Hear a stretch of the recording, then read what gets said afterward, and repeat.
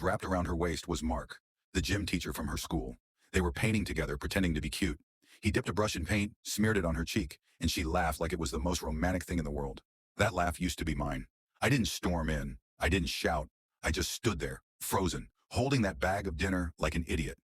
Then I quietly set it down by the studio door, turned around, and went inside. That night, while she slept next to me, I stared at the ceiling and thought about everything. I didn't want to destroy her. I didn't even want to hurt her. I wanted her to understand what she'd done, to feel it the way I did. And that's when the idea came to me. See, I build furniture for a living. I know how to take a pile of broken wood and turn it into something beautiful. My dad used to tell me, a real craftsman doesn't throw away mistakes. He turns them into lessons.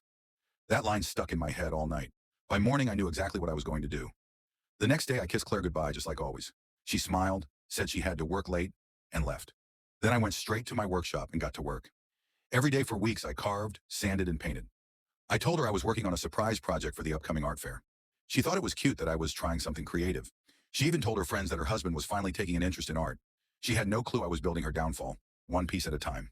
By the time the Maplewood Annual Art Fair rolled around, the entire town was buzzing. It's our biggest event of the year. Music, food trucks, fairy lights, and art everywhere. Claire was in charge of organizing it, and she was glowing with excitement.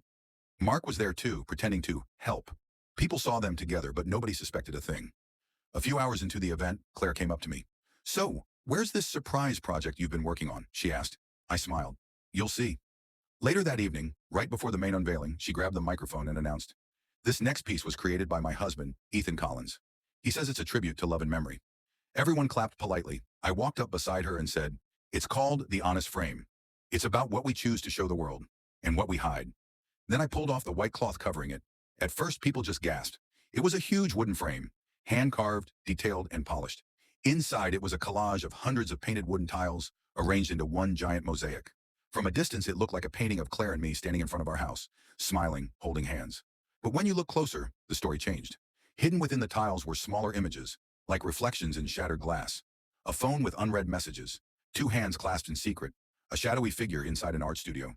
And in the corner, barely noticeable unless you really looked, was the unmistakable profile of Mark, the gym teacher. You could hear the air leave the room,